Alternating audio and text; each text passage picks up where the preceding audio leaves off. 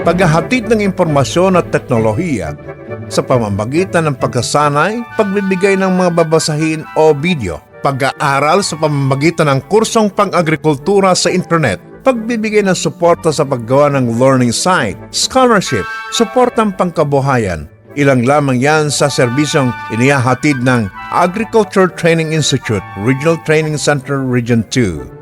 Agricultural Training Institute, Regional Training Center Region 2, nagsisilbing bisig ng kagawaran ng pagsasaka sa pagsasanay at extension sa ating mga extension workers, magsasaka, kababaihan at mga kabataan. Para sa karagdagang impormasyon, makipag-ugnayan lamang sa aming opisina sa Malasin, San Mateo at Isabela State University Compound, Garita, Cabagan, Isabela. Isang paalala mula sa Agriculture Training Institute, Regional Training Center Region 2 at ng himpilang ito.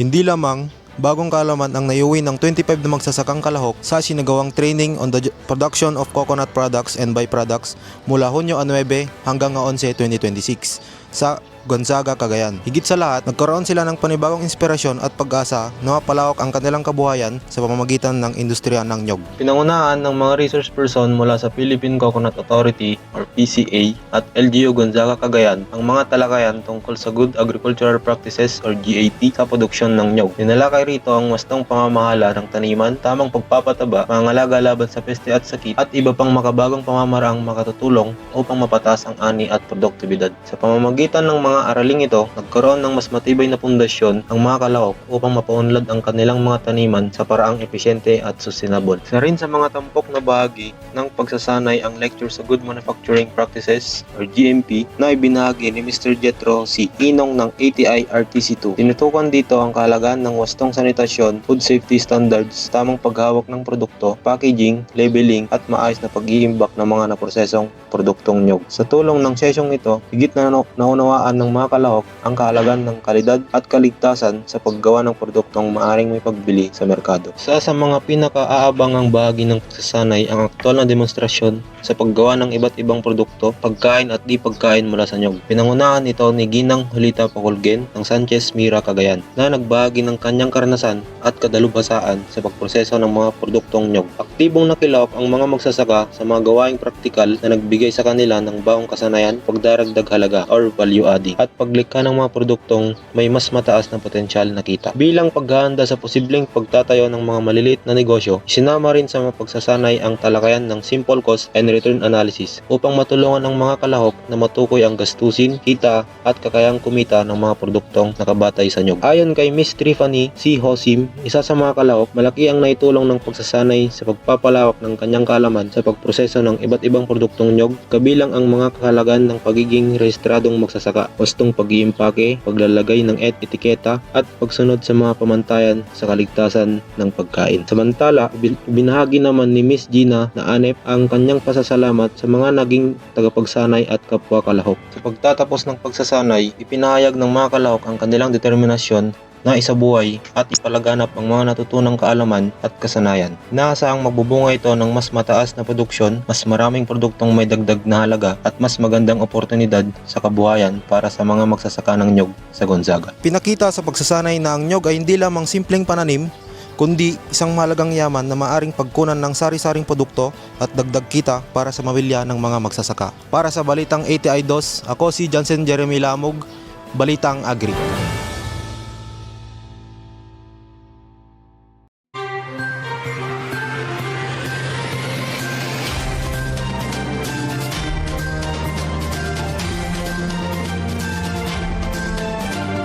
Matagumpay na nagtapos ang 6 na estudyante mula sa Cagayan State University, Sanchez Mira Campus ang kanilang 240 hours na on-the-job training program at kinilala sa isinagawang OJT Exit Program sa Agricultural Training Institute, Regional Training Center 2. Ang mga interns ay sina Patrick James U. Bueno, Christian A. Garcia, Generous C. Inay, John Landers D. Lanot, Divine Rose C. Udaundo at Steve M. Yangat na pawang mga mag-aaral ng kursong Agricultural and Biosystems Engineering. Sa kabuuan ng kanilang pagsasanay, nakakuha sila ng mahahalagang kaalaman at praktikal na karanasan sa pamamagitan ng kanilang mga tungkulin sa iba't ibang seksyon ng ETI RTC2. Bilang bahagi ng programa, ibinahagi ng mga interns ang kanilang mga natutunan, karanasan at impresyon tungkol sa ETI RTC2. Ikwinento nila kung paano nahasa ang kanilang mga kasanayan, lumawak ang kanilang kaalaman sa mga operasyon sa lugar ng trabaho at kung paano sila nahanda para sa kanilang mga magiging professional na responsibilidad sa hinaharap. Nagbigay rin ng mensahe at feedback ang mga chief at kawani sa iba't ibang seksyon ng ETI RTC2 at pinuri ang mga estudyante sa kanilang dedikasyon, kasibagan at positibong pag-uugali sa buong panahon ng kanilang internship. Nagbahagi naman si Dr. Clarissa Amarayag Alaska, Center Director ng ETI RTC2 ng mga mensaheng nagbigay inspirasyon sa mga nagtapos habang sila ay naghahanda sa pagpasok sa professional na mundo. Hinimok din niya ang mga estudyante na yakapin ang mga bagong oportunidad at hamon. Naging tampok ng programa ang paggawad ng mga sertipiko sa 6 na OJT graduates bilang pagkilala sa kanilang matagumpay na pagtatapos ng programa sa pagsasanay. Sa kaniyang pangwakas na mensahe, pinahayag ni Engineer Romar Pirazote, OJT Coordinator ng CSU Sanchez Mira, ang kaniyang pasasalamat sa ETI RTC2 sa pagbibigay ng makabuluhang oportunidad sa pagkatuto para sa mga estudyante. Binigyang diin din niya ang mga mensahe ni Dr. Marayag Alaska tungkol sa kahalagahan ng patuloy na pagkatuto, kakayahang umangkop at personal na pag-unlad upang makamit ang tagumpay sa propesyon. Nagtapos ang exit program sa pagdiriwang ng mga nagtapos, mga kawani ng ETI RTC2 at mga kinatawan ng universidad sa matagumpay na pagtatapos ng internship ng mga estudyante at kanilang kahandaan na harapin ang mga oportunidad sa kanilang magiging karera. Para sa Balitang ETI 2, ako si Dicky Marquez, Balitang Agri.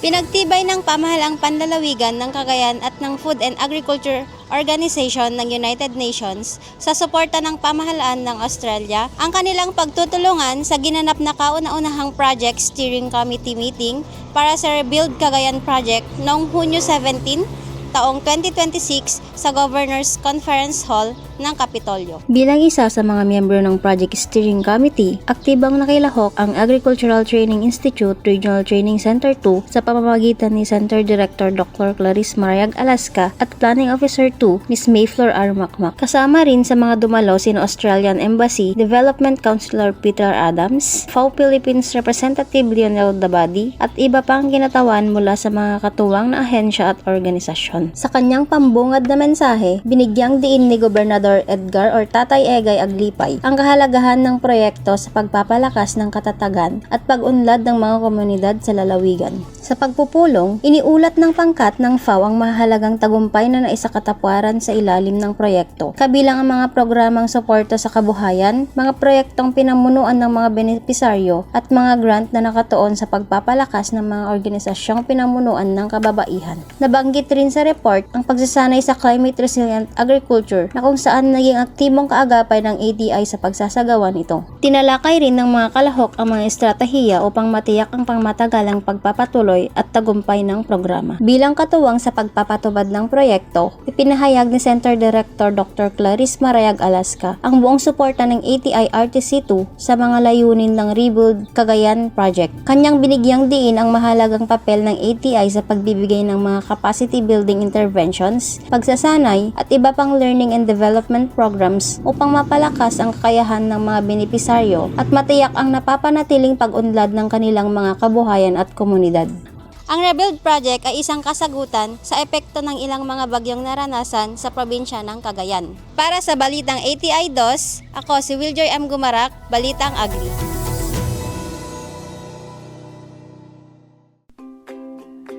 Kaalaman sa pagsasaka at pangingisda, programa at serbisyo ng Agricultural Training Institute, mga libreng pagsasanay, pagbibigay ng mga babasahin tungkol sa mga impormasyong pangkabuhayan pang-agrikultura, pag-aaral sa pamamagitan ng internet, serbisyong suporta para sa mga magsasaka, mga ina ng tahanan at mga kabataan. Yan ay ibabahagi sa inyo sa ating programang Ugnayang ATI. Ugnayang ATI, makinig at makibahagi sa programang Ugnayang ATI.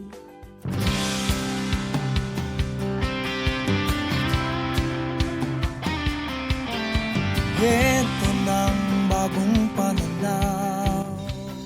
Isang mapagpalang araw mga ka-ATI, kayo po ay nakikinig at nanonood dito sa ating programang Ugnayang ATI. Nahatid nga po ng Agricultural Training Institute Regional Training Center 2 ang inyong Capacity Builder, Knowledge Bank at Catalyst sa ilalim ng Department of Agriculture. Si kami po iti makadkadwayo iti daytoy nga oras iti aldaw at siyak ni J.R. Soriano Batad. Kaya tsak mata po ni Jolina Sanchez. Naandang magatid po ng makabuluhang talakayan at inspirasyon sa inyong lahat ngayong araw po na ito. Yes, at ngayon nga po ay malapit na nga po na magtapos na naman ang buwan ng June, partner. At ipinagdiriwang nga po natin ngayong buwan ng June, ng Hunyo, ang Soil Conservation Month. At kaya naman binabati po natin lahat po ng mga magsasaka po natin at lahat po ng mga practitioners na talaga namang gumagawa ng paraan para maitaguyod po ang pagpapalaganap ng pag-aalaga sa ating pong mga kalupaan. Binabati po natin ang ating pong mga masisipag na magsasaka, extension workers, kababaihan at kabataan sa agrikultura at sa lahat na nga rin po ng mga nakikinig at nanonood. Maraming salamat po sa inyong walang sawang suporta. Binabati rin po natin ang lahat po ng empleyado dyan po sa Department of Agriculture Regional Field Office number 2 na siyang katuwang po natin sa pagpapalaganap po ng programa po ng ating ahensya ang sa pamumuno po ng isa sa mga babaeng leader ng Region 2 na ating tinitingala dahil sa kanyang kasipagan at dedikasyon sa agrikultura. Walang iba kundi ang ating Regional Executive Director, Dr. Rosemary G. Aquino. Magandang araw sa iyo, ma'am. Magandang araw po sa inyong lahat dyan. At syempre, binabati na rin po natin lahat po ng ating mga partners, mga katuwang na ahensya sa pagpapalaganap nga rin po ng mga programa ng Department of Agriculture, ang ating pong mga partner from state universities and colleges, dyan po sa provincial, municipal, and city agriculture offices po ng province of Batanes, Cagayan, Quirino, Nueva Vizcaya, and Isabela. At sa lahat nga po ng ating pong mga national government organizations at iba pa pong ahensya.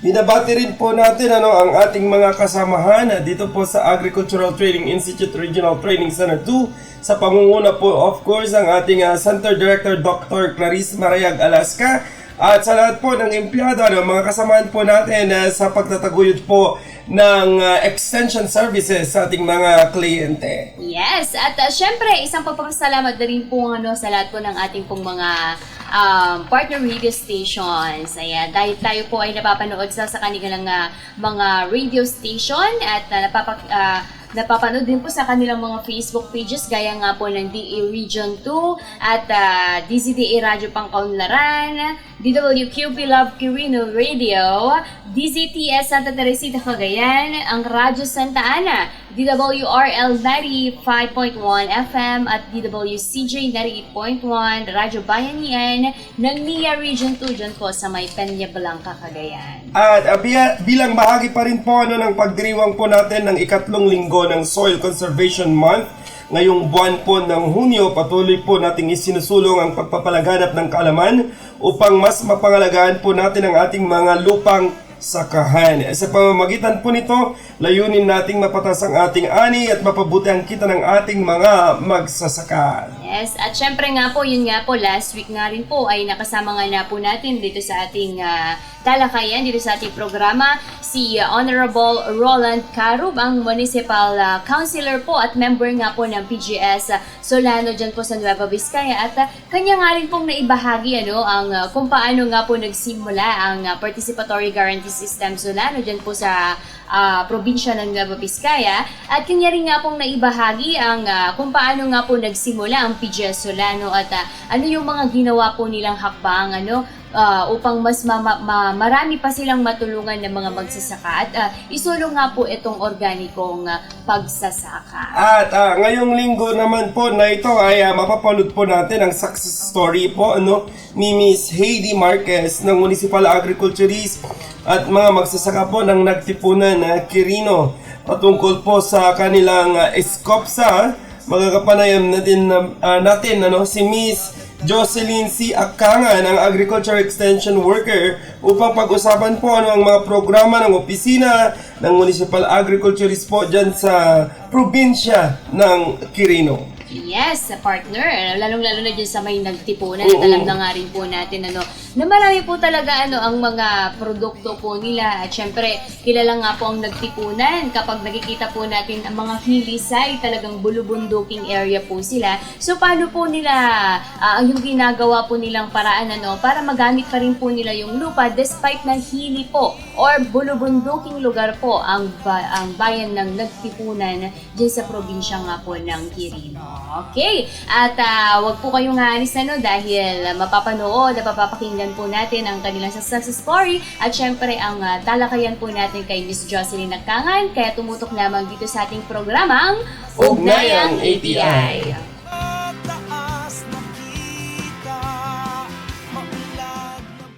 Mabigat ba sa bulsa ang presyo ng krudo ngayon? Narito ang 3 wise tips para makatipid sa krudo sa bukid para sa part 1 ng ating Tipid Krudo series. Tip number 1. Alagaan ang makina. Ang baradong air filter at malambot na gulong ay parang taong may hika. Nahirapang huminga, kaya doble ang konsumo sa krudo. Kaya't siguraduhin tama ang tire pressure para iwas slippage. Tip number 2. Patayin kapag nakatambay. Kung mahihintayin na higit sa 2 minuto, gaya ng pagkakarga ng sako, patayin muna ang makina. Ang matagal na idling ay sayang sa krudo. Tip number 3. Mag-AWD at mag-solar pump. Gamitin ang AWD para mabawasan ng 30% ang oras ng pagbomba. At kung may pagkakataon, mag-shift sa solar-powered irrigation system, zero fuel cost dahil ang araw ang nagpapatakbo nito. Gawing wais ang pagsasaka gamit ang siyensya at tamang sistema. I-share na ang video na ito para sa ating kapwa magsasaka. Yaman!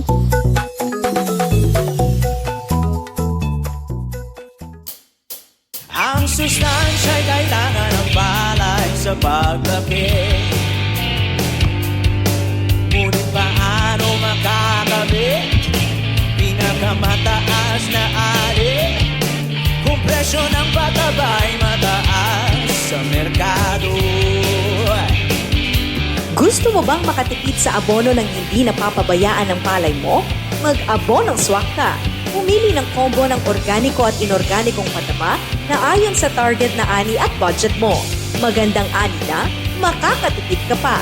Para sa mas detalyadong gabay sa pag-aabono, subukan din ang leaf color chart, -1 element technique, o Rice Crop Manager Advisory Service. I-download ang mga ito sa cellphone mo upang malaman ang tamang dami, uri at syempo ng pag-aabono. Subukan ng abonong swak. Swak sa budget, swak sa palay. Para sa karagdagang impormasyon, mag-text o tumawag sa Philrice Tech Center 0917-111-7423.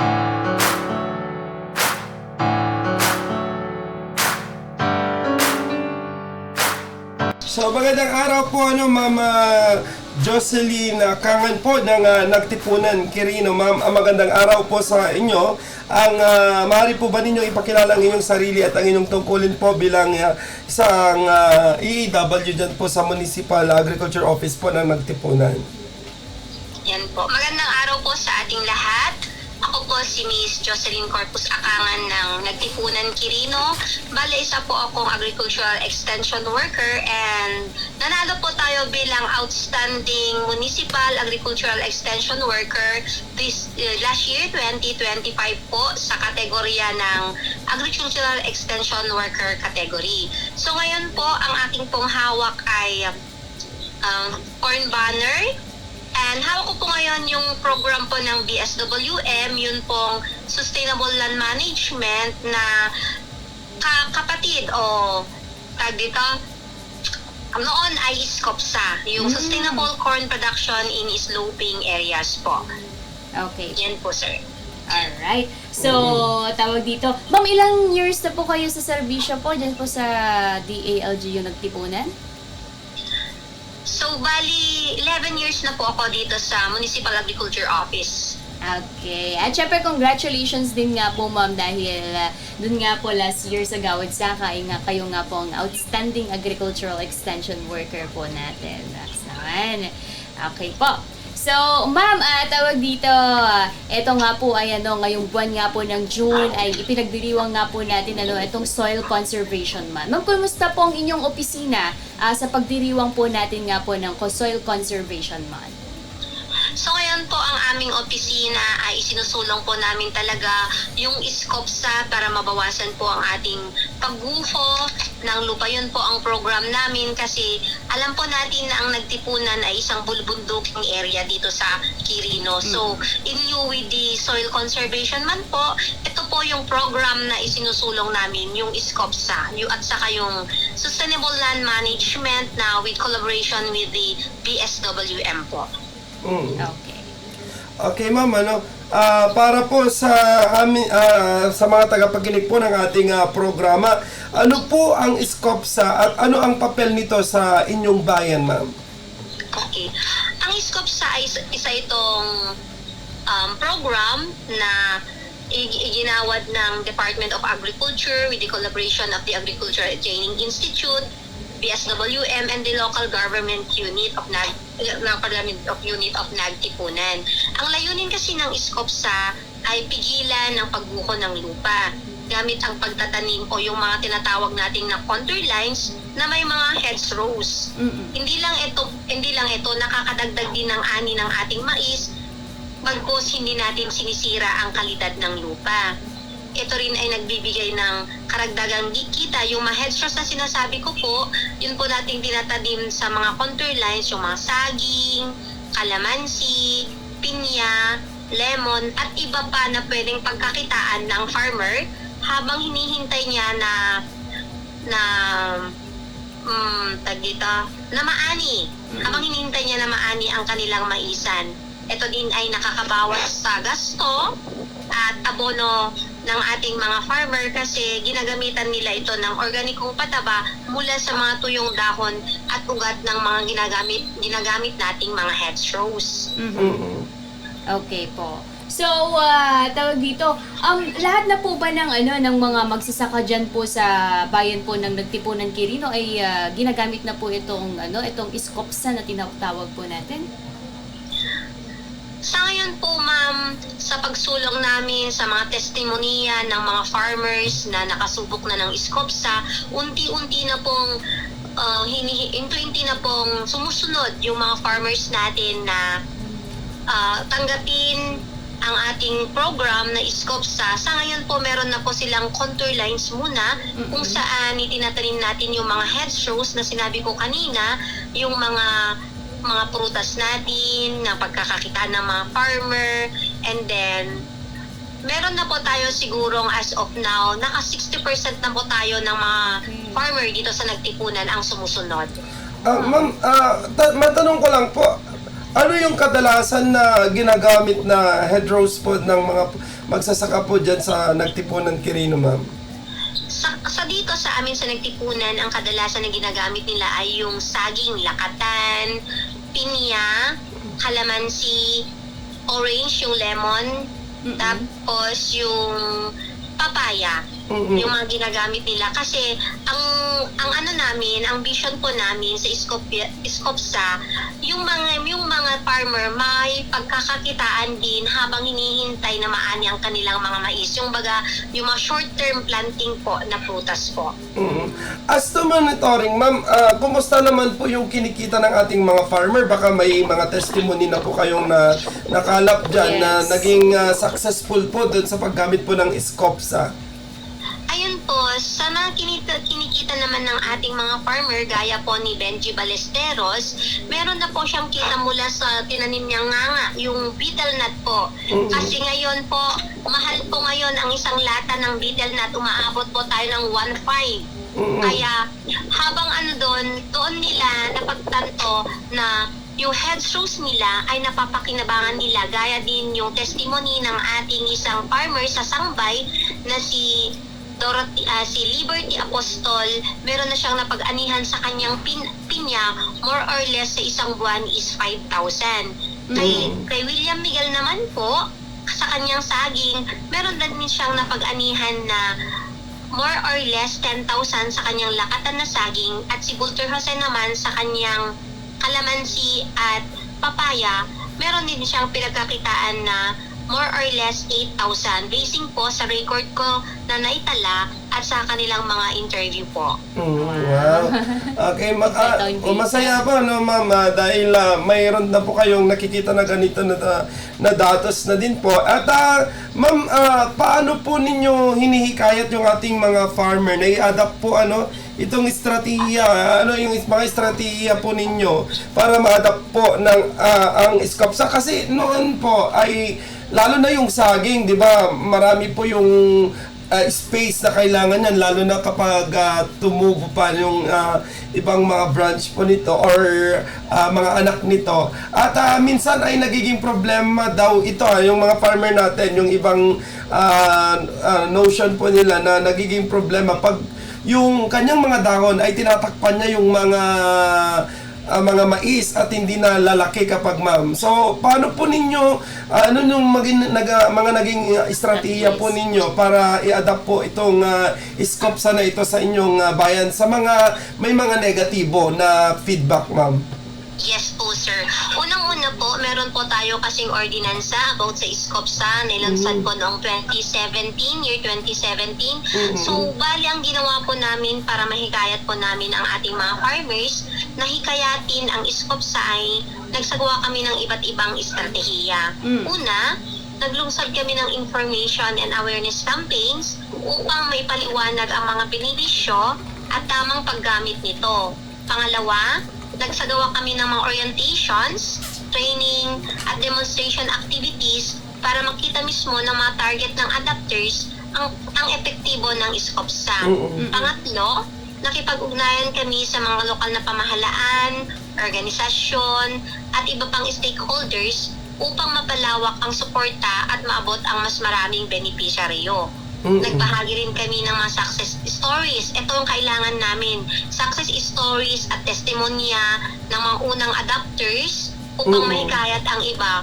Bukod dito, nagbigay kami ng tuloy-tuloy na technical assistance at monitoring upang matiyak ang matugumpay na implementasyon at mapanatili ang tiwala ng mga adapters. Actually, sir, sa pag-embrace ng Iskopsa, una talaga, ang hirap hikayatin yung mga farmers kung wala silang nakikita. Kasi sabi nga nila, ang kanilang connotation is seeing is believing. So meron po tayong 3 farmer na nauna noon na sa pangalan ni na Benji Ballesteros, Constante Salvador, at Walter Jose. Ito po yung 3 magsasaka po natin na sila po yung nagpatunay na ang Iskopsa ay may malaking tulong sa ating mga magsasaka. Sila po ang living witness po natin at sila din po ang ginamit naming instrument para maibahagi kung ano nga ba ang Iskopsa at ano nga ba ang layunin at ano nga ba ang maitutulong niya sa ating mga magsasaka. Kaya ngayon po, ang nagtipunan po ay unti-unti na pong ini-embrace ang Iskopsa. So ngayon, meron na po tayong mga humigit kumulang na 500 farmers na nag-adapt po sa ating SCOPSA, pero basically lang po sa contour line po muna sila. Nagkaano po. Yes po. Ma'am, binabanggit niyo po kanina na may 60% na ano kayang problema po doon sa 40% na natitira, ma'am? Ayan po. So sa natitira po nating 40%, siguro kailangan po nila yung tamang pagpapaliwanag, tamang benepisyo kasi yun nga, dito kasi sa Nagtipunan may iba't ibang culture po tayo. May iba't ibang culture po tayo dito. Kaya kung minsan sinasabi nga nila respect the culture diverse po. So unti-unti po nating ni-introduce sa kanila kung ano po ang kalagahan nito sa kanila po. Para din sa kanila po, hindi po para sa atin. Yes, tama naman po yun. At talagang ginagawa lang din naman po natin ang trabaho natin para itong mga technology na to ay mai-adapt po ng ating pong mga magsasaka. Kaya talaga handa kahit partner, again, na din may pilit. Okay, so nga, i-respeto tayo lang tanon niya na. Talagang ganun. Talaga tayo pong mga AEW, tayo po talaga ay more patience kasi hindi po natin pwedeng kung ano yung culture talaga nila po. Hindi po natin pwedeng i-invade. Okay po. Ma'am, meron na rin po ba kayong mga nai-conduct na training po regarding po dito sa SCOPSA po, ma'am? Ma'am? Ma'am, meron na rin po ba kayong mga naisagawa na mga trainings po ng SCOPSA dyan po sa bayan po ninyo, ma'am? Yes, ma'am. With the collaboration po of the DHS and the ARFO2s, meron po na isagawa na trainings with the help of our APCO, Mr. Mark Luis Tega, at saka si yung sa station manager, Mr. Kabantak, meron po. And then, of course, the local government unit of Nagtipunan with the support of our municipal mayor, Honorable Noel Tilim. Siya po ang isa na naging instrument na tumutulong sa mga magsasaka. Kasi sabi po ni Mayor Lim, nasa puso niya ang pagsasaka, so kailangan tulungan niya din ang magsasakang Nagtipunero para sa ikakuunlad ng bayan ng Nagtipunan. Okay. Ma'am, isingit ko lang, di ba may community radio station po ang Nagtipunan? Paano ninyo ito utilize? Para po sa ganun ay mas lalong ma-empower po yung ating mga farmer. Yun po sa radio station po ng Nagtipunan, well, in fact, naman po ang Nagtipunan is talagang mahirap po ang signal natin. So, meron na po tayong page, yung sa LGU Nagtipunan, municipal page po yun, at saka meron din po tayong agriculture page. Doon po natin ipinabato lahat yung mga activities ng Municipal Agriculture Office and the Local Government Office po.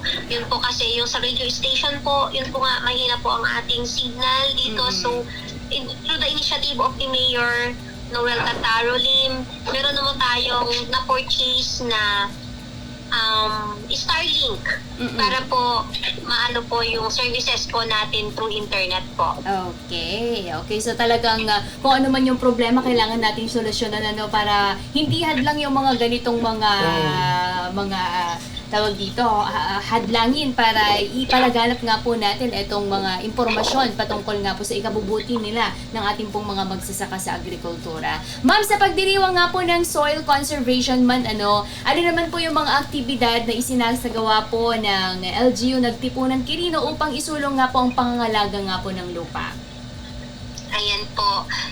Sa ating LGU Nagtipunan with the leadership of our Municipal Mayor Noel Tataro Lim, sa pagdiriwang ng Soil Conservation Month, nagsasagawa kami ng iba't ibang aktibidad upang mapalawak ang kamalayan at pakikilahok ng komunidad sa pamangalaga ng lupa. Kabilang dito ang mga information and education campaigns, seminars at training tungkol sa sustainable land management and soil conservation practices. Nagsasagawa rin kami ng tree growing at planting activities with the initiative of our Menro, Mr. Orlan Baliton, and soil conservation, water conservation demonstration, at mga clean up activities sa mga watershed at iba pang critical na lugar. Bukod dito, nakikipagtulungan kami sa mga paaralan, lokal na pamahalaan, at iba pang stakeholder para sa patimpalak, exhibits, at community outreach sa tulong ng ating MAPC na nagtataguyod ng wastong paggamit at pangangala ng ating likas na yaman, lalo na ang ating mga lupa. Pa, ma'am. Okay po. Ma'am, parang nung pumunta po kami dyan sa inyo pong opisina, parang meron po ata kayong programa on the bukid. Parang kapihan din po ata yung Yes po, ma'am. Yes po, ma'am. Meron po tayo dito sa LGU Nagtipunan, meron po tayong kapehan sa barangay wherein we brought in the barangay the programs and activities of the municipal local government unit of Nagtipunan.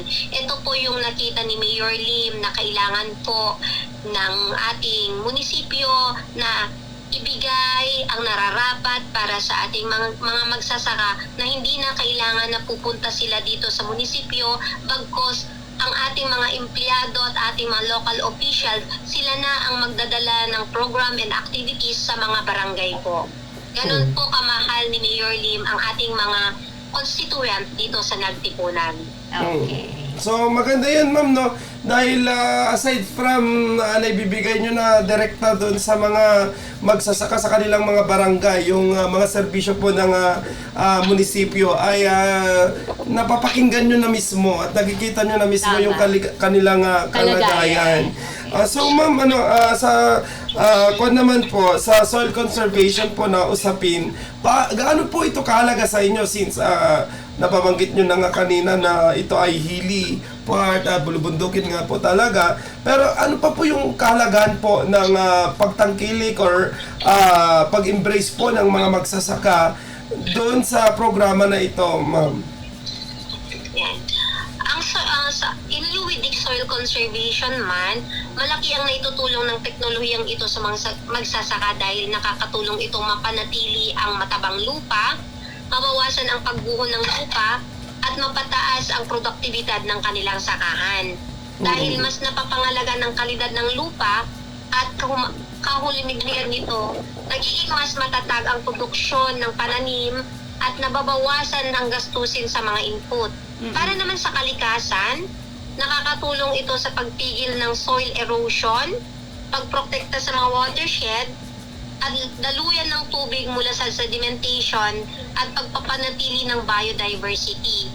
Sa kabuuan po, sir, ito po ay nagtatuguyod ito ng mas sustainable at environmental friendly na pagsasaka po. Okay, ma'am. So, maganda po yun, na dahil marami po yung benefits ng SCOPSA. Yes. At kami po dito sa ATI ay umaasa na balang araw po ay hindi man natin ma-perfect po yung 100% na pagtangkilik po ng ating mga farmer, ay at least majority po talaga ng ating mga magsasaka dyan ay makilahok po doon sa ating soil conservation. Siyempre, yung sa SCOPSA nga na technology nga po natin, para kahit papano ay gumagalaw tayo. Tama. Unti-unti tayong gumagalaw sa pagsulong nga po nito. Okay po. Ma'am, ano naman po ang inyong mensahe sa mga magsasaka po natin at siyempre sa mga kabataan na rin po patungkol nga po sa kahalagahan nga po ng pangangalaga po sa lupa? Go ahead po. Yan po sa ating mga magsasaka at kabataan, nais kong ipaabot na ang lupa ay isa sa pinakamahalagang yaman na ating taglay. Dito nagmumula ang ating pagkain, kabuhayan, at maraming pangangailangan sa buhay. Kaya naman, mahalagang pangalagaan natin ito sa pamagitan ng wastong paggamit at pagpapatupad ng mga gawaing nakakatulong sa pagpapanatili ng kalusugan at produktibidad ng lupa. Sa mga kabataan naman, hinihikayat ko kayong makilahok at matuto tungkol sa pangangalaga sa kapaligiran at napamanatiling agrikultura sapagkat kayo ang susunod na tagapag-ingat ng ating likas na yaman. Sama-sama nating palagaan ang lupa ngayon upang matiyak ang masagana at ligtas na kinabukasan para sa susunod na henerasyon. Kasi ang ating lupa, ito ay ipinahiram lamang sa atin, kaya dapat nating pangalagaan ito. Okay. Ma'am, natutuwa po kami dahil sa Municipal Agriculture Office ay ginagawa po ninyo yung mga pamamaraan, iba't ibang pamamaraan para po sa ganun ay ma-disseminate po yung ating programa. Pero ma'am, ano pa po yung mas plano po ninyo para mas mapalakas pa po ang soil conservation efforts dyan po sa inyong bayan? Ayan po, sa plano naman po upang mapalakas ang soil conservation efforts dito sa Nagtipunan Quirino, plano po naming palawakin ang mga programa sa edukasyon at pagsasanay para sa mga magsasaka at iba pang sektor ng komunidad. Patuloy naming isusulong ang paggamit ng mga makalikasang teknolohiya at mga konserbasyon na pamamaraan tulad ng contour farming. Dito na pumapasok ang ating scope sa agroforestry, pagtatanim ng ating mga fruit-bearing trees o iba't ibang pananim na ito naman ang initiated ng ating Menro Office, at paggamit ng organic fertilizer. Palalakasin din namin ang pakipagtulungan sa mga lokal na pamahalaan, paaralan at mga organisasyon upang mas marami ang makilahok sa mga aktibidad tulad ng ating tree planting at watershed protection. Although ginagawa na po ito ng MAPC Nagtipunan ang ating tree planting every June po, since ito po ay Soil Conservation Month. At higit sa lahat po, sisikapin naming mapataas ang kamalayan ng publiko sa kahalagahan ng pangangalaga sa lupa upang matiyak ang pangmatagalang produktibidad ng sakahan at pangangalaga sa kalikasan. Ito po ngayon ang isinusulong ng Municipal Agriculture Office through the initiative of RMA, Ms. Heidi Marquez, and of course, ang ating mga municipal agriculture staff, ang ating mga AEWs. Hindi po namin kaya ito kung wala po ang suporta ng ating komunidad. Okay, very well. So, yun, may tree planting pala sila, ma'am. Okay po. Ma'am, bilang panghuli, ang inyo pong mensahe po sa ating pong mga tagapakinig at pasasalamat na rin po sa ating pong mga magsasaka dyan po sa bayan na po ng Nagtipunan Quirino. Yan po. So thank you so much, Agricultural Training Institute, ang aming collaborating agency, ang aming training ground agency, kasi dito po kami natuto ng mga AEW, at sa Municipal Local Government Unit of Nagtipunan, headed by our Municipal Mayor, Honorable Noel Tataro Lim, and our Vice Mayor, and of course, the all local officials of the Municipal Local Government of Nagtipunan, ang ating MA, Ms. Heidi Arsenia Marquez, ang aking kapwa Agricultural Extension Worker ng Nagtipunan Quirino. Tayo po ay magtulungan para isulong po natin ang Soil Conservation Month. Sa ating mga tagapakinig, lalo na sa ating mga magsasaka dito sa Nagtipunan Quirino, taos puso po akong nagpapasalamat sa inyong patuloy na pagsisikap upang matiyak ang supply ng pagkain para sa ating mga pamilya at komunidad. Naway patuloy nating pahalagahan at panagaan ang ating lupa, dahil dito ang pundasyon ng ating kabuhayan at kinabukasan. Hinihikayat ko po ang lahat na makiisa sa mga programang nagtataguyod ng soil conservation at napapanatiling pagsasaka. Sa pamamagitan ng wastong pangangalaga sa lupa, mapanatili natin ang matas na ani, maproteksyonan ang ating kalikasan, at masisiguro ang mas maayos na buhay para sa susunod na henerasyon. Tandaan po natin na ang pangalaga sa lupa ay hindi lamang responsibilidad ng mga magsasaka, kundi ng buong komunidad. Sama-sama nating pangalagaan ang ating kalikasan na yaman para isang masagana, matatag at luntiyang Nagtipunan.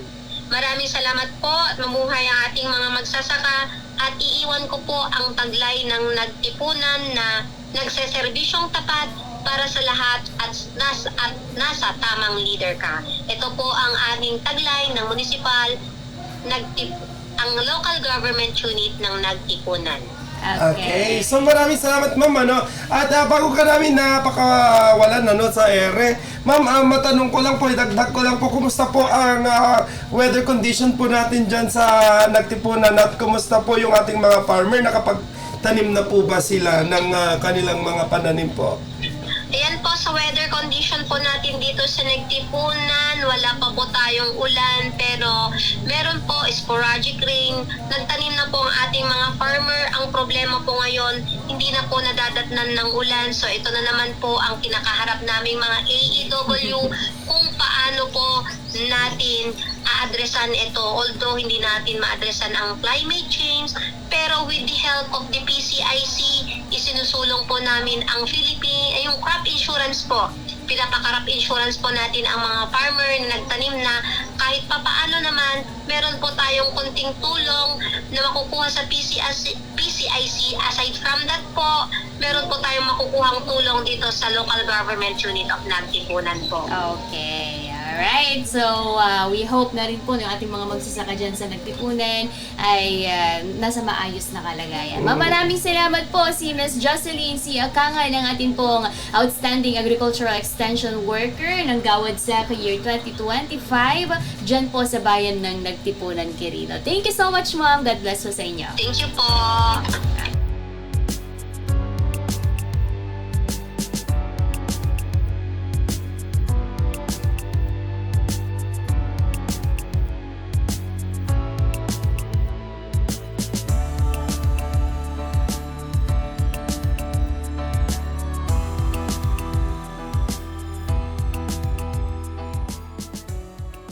Akala nyo ba tapos na ang diskarte? Narito ang part 2 para sa crudo tipid tips sa ating bukid. Tip number 1. Planuhin ang pag-aararo. Iwasan ang pabalik-balik na pag-aararo sa pira-pirasong lupa para hindi masayang ang oras at petrolyo. Tip number 2. Laging maglagay ng langis o grasa. Ang mga gumagalaw na parte ng traktora, thresher, mill at harvester ay kailangan ng grasa. Kapag walang friction at swabe ang ikot, hindi mahihirapan ang makina at mas matipid sa krudo. Tip number 3. Sulitin ang sikat ng araw. Ang tamang pagpapatuyo ng palay ay susi sa tipid at kalidad ng butil. Kapag tuyo ng maayos, mas mabilis gilingin, kaya bawas oras at kuryente at dagdag kita. Tip number 4. Gumawa ng simpleng biogas digester. Ang dumi ng hayop ay pwedeng pagkunan ng libreng gas na pampainit o pangluto. Tip number 5. Linisin ang solar panel. Huwag kalimutang punasan ang mga alikabok ng ating solar panel. Mas malinis na panel, mas maraming nasasagap na kuryente para sa inyong mga kagamitan. Sa tamang impormasyon, malinis na makinarya at matalinong paghahanda, mas matatag at mas makikita sa pagsasaka sa anumang panahon. Agyaman!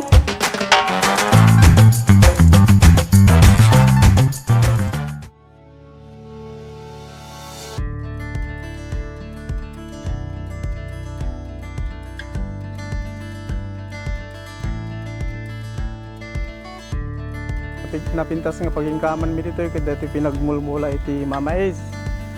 Ti mais nga min kay iso dito iti nakaubingan min nga imulmulag. Ang Nagtipunan ay bulubunduking bayan. So, ibig sabihin pag bulubundukin, prone kami sa soil erosion. Kaya kung makita nyo naman, puro mais ang itinatanim ng ating mga magsasaka. So, kami ay gumawa ng hakbang para matulungan ang ating magsasaka at makakapag-contribute din tayo kung paano natin papahalagahan ang ating kapaligiran. Kaya ang ginawa, nag-introduce tayo ng innovation at ito nga yung tinatawag na Sustainable Corn Production in Sloping Areas para dito turuan natin yung mga tao kung paano natin kontrolin yung soil erosion. Meron tayong ordinance, SB Ordinance number 72, series of 2020. Siya iti mununang nagadap iti scope sa Nagtipunan, ilimi. And then, amin mit nga pa kwada kanyak, pa insursuro da, isumit din pakat ko. Nag-training na kami iti long season, iti FFS. Kanda kami iti fruit trees, lakatan, banana, pineapple, imumula, napintas. nga pagalan iti extra income. Daktil ti tulong ti Skopsa ta ma-aje fertility ti daga ma-isuble no ma-increase tapos aje ma-prevent ti soil erosion taji hedge rows nga maaramid iso ti mangpigil je bumaba nga daga. Nag-introduce din tayo ng mga halaman na pwedeng itanim sa mga ginawang hedgerows. Idihan ko pa naman mo dito yung Skopsa ket adu ti disadvantage na. Ta ade pa lang pinagmula ket no napigsa iti tudok lalo iti traditional nga pinagiras no iti pinagiras tayo ket pababa. No dumting iti napigsa nga tudok maianod dayjay mula tayo, maianod pa dagiti abuno tayo. Iso nga nababa iti germination na iti mais mababa. Kumapoy iso na nga kumapoy iti production. So dayjay iti kapintasan na ti Skopsa. Ti epekto iti Skopsa ti environment ket nanipod iti nag-Skopsa na bawasan iti pinagamit ko ti herbicide kung saan kita pamatay na mo. Ako gamin kaya't nga maabuso iti kwati dagat. So ang katuwang namin dito dati is yung Crop Life, a private company, and ang ating PAPSI, and of course yung DA. Kasama din natin ang Agricultural Training Institute kasi sila palaging nagkakandak ng mga trainings. Pintas dito nga no makasurusuro kay iti baro nga teknolohiya mabalin nga mapapintas mo di kalidad iti dagam ken addan to iti maipatawid iti sumarunong nga henerasyon.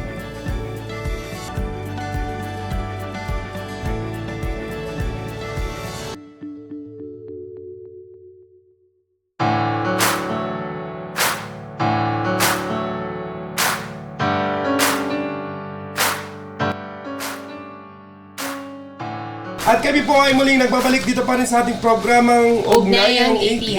Kami pa rin po ang inyong nakasama. Of course, ako pa si JR Batan. At ako naman po si Jolina Sanchez. At yun na nga po, maraming salamat po kay Miss Jocelyn Kangan. At syempre na rin po ang ating pong Municipal Agriculturist sa Managtipunan Quirino, si Miss Heidi Marquez, sa pagbabahagi nga po ng inyong success story patungkol nga po dito sa Skopsa. At syempre, alam naman po natin na ang kalaman ng karamihan partner talaga ang Region 2, talagang isa sa mga produkto po natin itong agrikultura, partner. At talaga namang kung ano man po, kung ano yung gusto nyong mahanap na mga produkto sa pang-agrikultura ay mahahanap nyo po dito.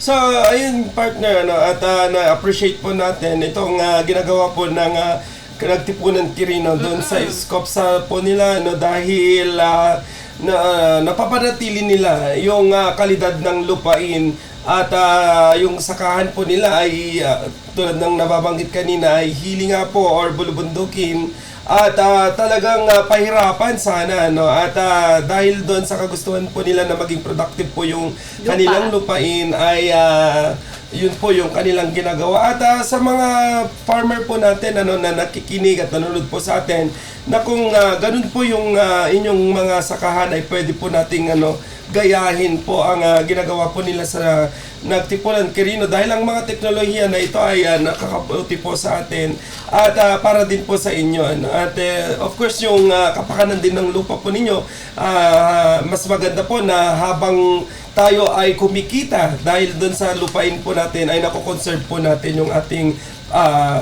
lupa. Yes, tama ka dyan, partner. At nakikita nga rin po natin minsan yung mga hilly part dito po sa part natin ay hindi po na talaga nagagamit, kasi nga hindi nga nila alam kung paano, anong itatanim nila doon, kasi pababa, agrigaas, nga po na dati Ilocano, no mulaam. Ngem no ati bagbagadagarod nga Skopsa, kita makatulong nga tawag dito mataniman nga po natin ng mga iba't ibang crops kasi may intercropping nga rin po sila, na kung nagtanim po tayo nga ng corn, corn, ay pwede po kayong mag-intercrop ng mga iba't iba pang mga prutas at iba pang mga puno para mas tumibay ka no dito lupa nga kung kunada tamba di agrigas. Yung iba partner ay may mga napuntahan na din tayo dyan sa Bagao, Cagayan na gumagamit po nitong Scopsa na ito at malaking bagay yung ginagawa po nila dahil minsan ay ginagawa po nila ay mga pinya yung itinatanim. Yes, in-intercrop. In-intercrop. At yung iba naman po ay iba't ibang mga prutas, yung mga fruit trees po natin na hindi ganun kataas. Kalamansi, yun yung mga itinatanim nila. At dyan din sa Alakapan ng Doña Amparo ay may maraking lupain po sila dyan na ang ginagamit po nilang teknolohiya itong Scopsa nga. At effective partner at makikita natin yung impact po doon sa hindi lang sa lupa kundi doon sa kanilang kinikita. Tama ka dyan, partner. Nakakala natin bakanteng lupa lamang siya pero nagagamit po natin na pagkukunan pa po ng pagkakakitaan at syempre ay maiwasan na nga rin po natin na kapag may mga malalakas na bagyo ay maiiwasan po natin yung landslide na tinatawag po nila. Okay? At kaya naman maraming salamat po dyan sa bayan ng Nagtipunan. Kung gusto nyo rin pong bumisita kung paano po nila ginagawa itong Scopsa, ay pwede po kayong pumunta sa kanilang bayan po dyan po sa may Quirino Province. Ayan, bayan po ng Nagtipunan. Yun yung pinakamaluwang na bayan dyan po sa Quirino Province. Kaya pwedeng-pwede nyo po silang punta. Or hindi naman kaya ay alam ko marami din kaalaman ng ating mga municipal agriculture offices na nasasakupan po natin sa ating mga lugar kung saan man tayo naroroon ngayon ay pwede po tayong bumisita. Baka yung mga technicians dyan sa mga lugar po ninyo ay nag-training na din po sa Scopsa. Kaya kanya nga lang ay hindi pa nila na-introduce po sa inyo dahil sa kakulangan po ng ating kagustuhan din na matuto ng mga teknolohiya na ito. Kaya pwede rin po kayong bumisita sa kanila.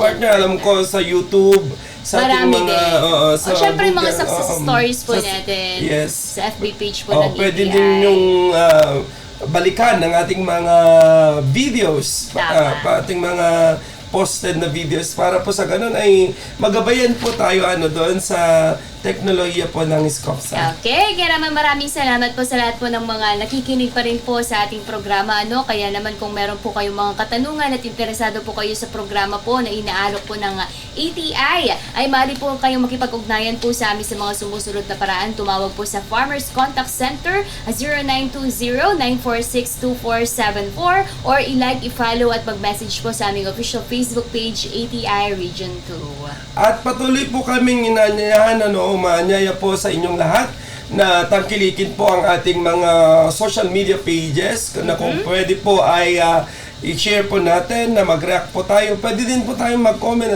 yung mga gusto nating tanong sa ating mga videos na pinupost na alam po namin na makakatulong po sa inyo. At mayroon na din po kami sa X, Instagram at TikTok. Hanapin lamang po ang ATI RTC2 o kaya naman po mag-email po sa aming official email address sa rtc2.dcc@ati.da.gov.ph. Inulit ko po rtc2.dcc@ati.da.gov.ph. Maraming salamat po sa inyong patuloy na pag-antabay at pakikisa sa ating programa ngayong araw na ito. Yes, at sa ngalan nga po ng ating Center Director na si Dr. Clarice Mariag Alasca at ang aming OIC Assistant Center Director Mr. Vladimir B. Caligaran at buong puwersa ng Agricultural Training Institute Regional Training Center 2, kami po ay taus-pusong nagpapasalamat sa inyong patuloy na suporta. Kami po muli ang inyong nakasama ngayong araw. Ako po si JR Batan. At ako naman po si Jolina Sanchez. Maraming salamat at mabuhay ang mga magsasaka at mangingisdang Pilipino.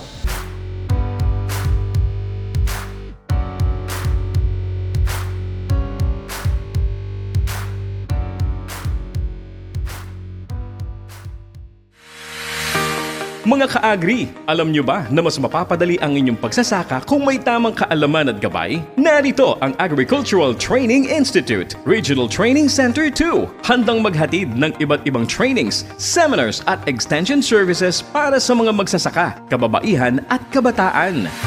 Mula sa makabagong teknolohiya, agribusiness, hanggang sa digital agriculture, lahat yan matututunan mo dito. Para sa karagdagang katanungan, makipag-ugnayan sa ATI RTC2, Barangay Malasin, San Mateo, Isabela o mag-message sa kanilang Facebook page. I-like at i-follow ang ATI Region 2. ATI, kaagapay sa tuloy-tuloy na pag-unlad ng agrikultura. Kaalaman sa pagsasaka at pangingisda, programa at serbisyo ng Agricultural Training Institute, mga libreng pagsasanay, pagbibigay ng mga babasahin tungkol sa mga impormasyong pangkabuhayan pang-agrikultura, pag-aaral sa pamamagitan ng internet, serbisyong suporta para sa mga magsasaka, mga ina ng tahanan at mga kabataan. Yan ay ibabahagi sa inyo sa ating programang Ugnayang ATI. Ugnayang ATI, makinig at makibahagi sa programang Ugnayang ATI.